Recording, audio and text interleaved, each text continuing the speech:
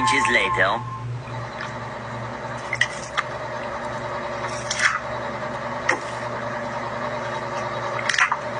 Nakita natin sa video kanina, no, na pinipitik ni tatay yung screen ng phone niya sa nilalaro niyang slot. Bilang nagsusugal, hindi ko rin alam kung ano bang purpose nung ginagawa ni tatay.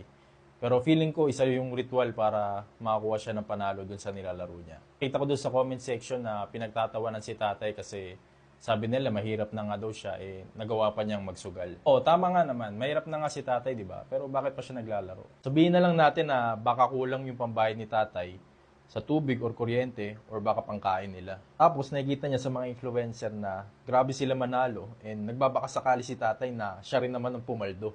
Dahil nga kulang at hindi alam ni tatay kung saan kukuha ng pera, ay pinasok na niya ang sugal. Kasi hindi lang naman sa social media ito makikita eh.